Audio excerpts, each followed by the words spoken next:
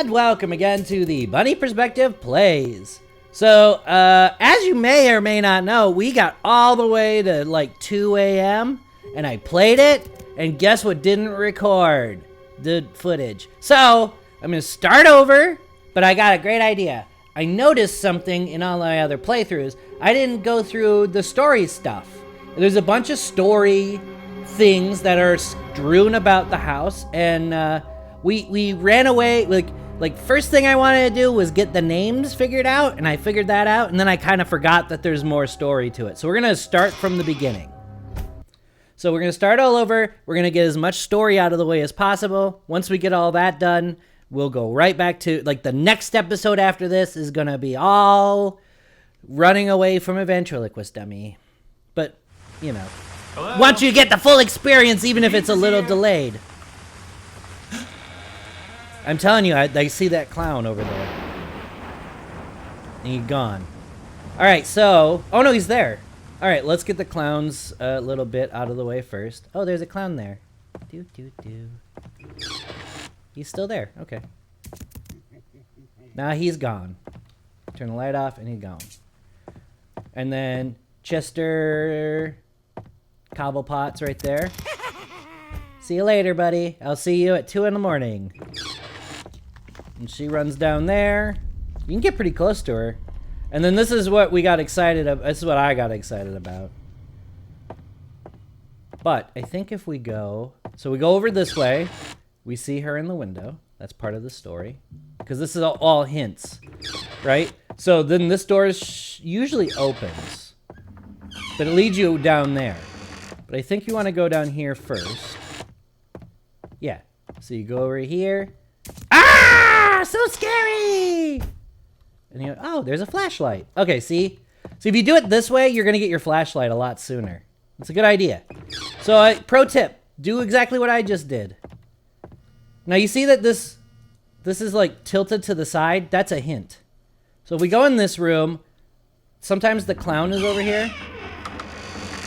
See, right now, they're just closing doors for... Oh, no, this door opens. This is another hint. Because this is the entrance to the basement. Okay? But we don't know it yet. So we go over here. It's been over a month now, and the police still haven't found any leads on the bizarre death of a local... Now, I've played this on my Let's Plays before. ...in their living room as neighbors were jogging by. The front door was wide open, and the bodies could be... But there's also these tapes that I've been neglecting. So I think the first tape is over here. I don't know how much time we've got before Kiki's going to start hanging out. First tape is right here. My psychiatrist says I should start recording a log to help with my depression. He doesn't know it's all about Emily. I can't tell him anything about that, but I'll record myself anyway. Time travel is finally...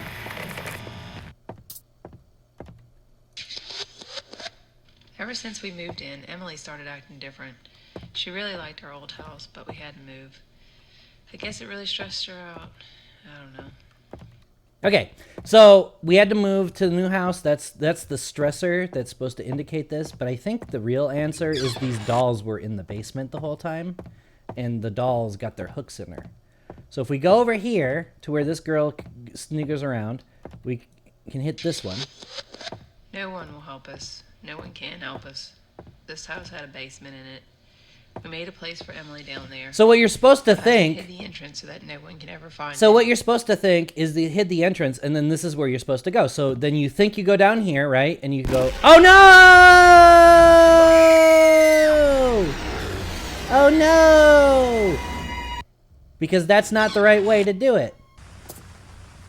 Whoa! That's a little different.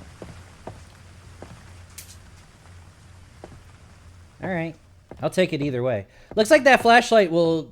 I mean, I think there's a little bit of a randomization about where they end up in the first place.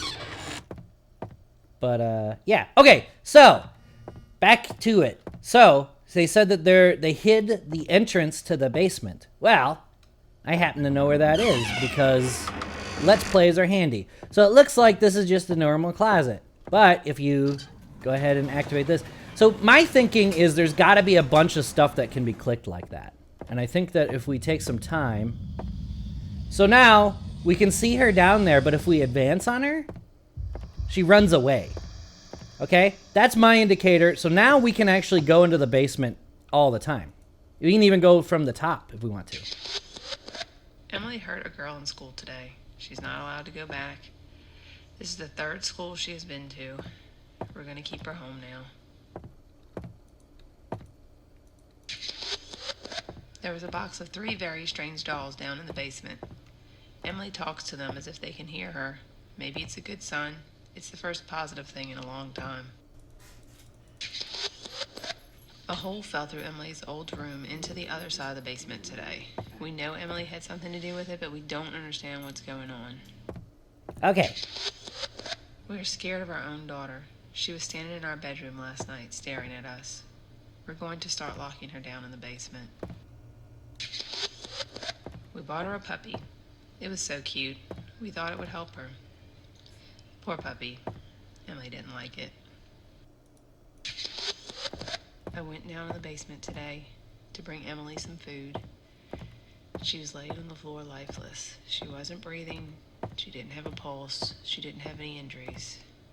We can't go to the police. How can we explain this?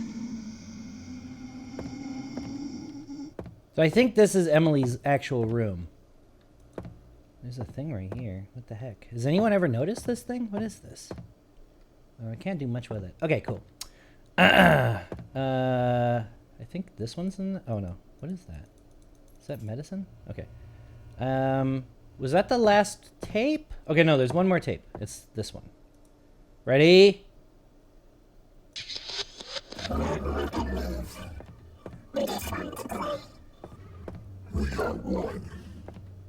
So what I'm thinking is, after listening to all these tapes, what I'm going to say is, Emily as a character is just deeply disturbed, right? She's like just like in Poltergeist scenarios where there's like a preteen and they're like in distress or whatever, and then like a ghost manifests or whatever. You know, that super realistic science that happens in Poltergeist movies. Well, the dolls are the poltergeists. They're like monster ghosts or something. What up, Gurr? Oh, you're not gonna do that now? Oh, shit. Okay. So, serious face. We're gonna grind through until 2 in the morning, just like we did before. Oh, If anything fun happens, I'll be sure to report on it. But more than likely, we're just gonna zip ahead editing-wise. Because you guys have seen this before.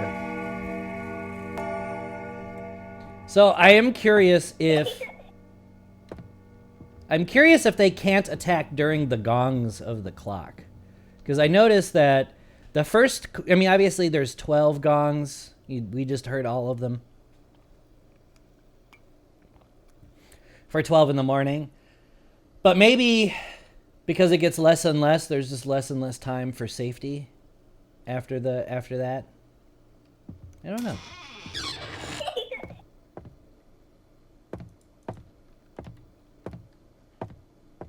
Okay. Holy crap. Okay, so back with some talking. I didn't... Whew. Okay, so she nearly got me, and it's because I'm being dumb, but I'm also experimenting with what she will actually try to do. And it looks like she does a lot of interesting things involving doors and lights. So one of the things I've noticed she will do is if you're just standing here in the living room, she'll turn off your flashlight right as she disappears.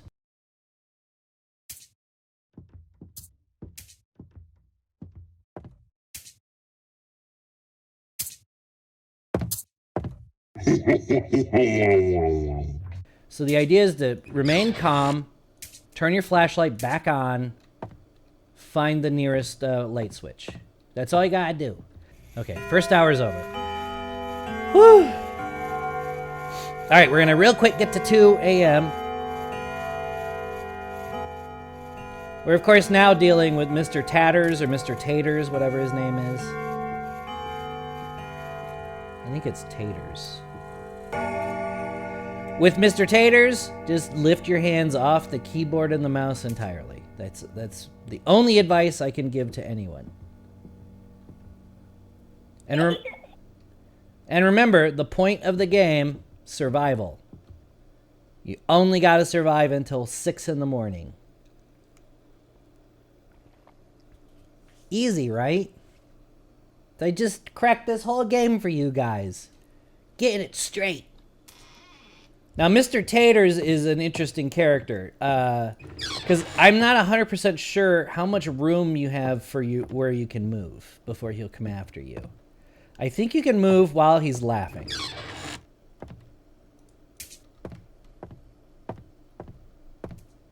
And the reason is because sometimes Kiki and Mr. Hands are up. Hands are up. Don't even know where he is. Not moving. Okay. Keep the doors open.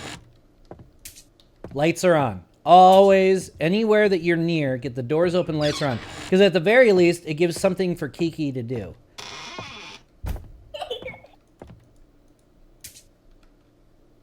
Where is she? Oh, shit! Oh, we nearly got right there. Okay. See, that was a weird one. I was kind of straddling between two rooms. This is one of the problems with being in the living room is it's better when you're dealing with Taters and Chester and less with her, because what you want to be is over here.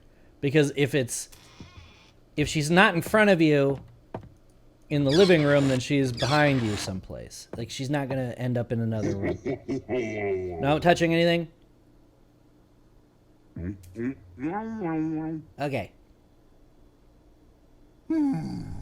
I think that confirms it, because I was moving quite a bit during the laugh. Very flippantly going over the rules with you guys is not making this any less scary for me. Like, it's very tense. Kiki could show up at the same time as Taters anytime. Like, that is totally a possibility. It's already happened to me before. I don't know where she is. I'm dead. I don't know where she is. See? See? It can happen that quick. All right, well, listen, everybody. I didn't really intend to show you that scare, but there it is. That is the cautionary tale of Emily Wants to Play. When we come back next time, I'll be on 2 in the morning dealing with Chester. So until then, I hope that this was informative to the story. Seems pretty obvious to me what's going on with this one, but you know, a lot of people have a lot of theories on what's going on. Obviously, these 3 dolls are one evil entity that have taken over a little girl, and that's why they have contradictory rules or whatever. And still really fun, honestly. A lot of people say they don't like this game because it's scurry, and it is scurry, but I find it very satisfying. I feel really rewarded when I beat an hour of it. So thanks for joining me, and there'll be more in episode 4 of Everyone to Play.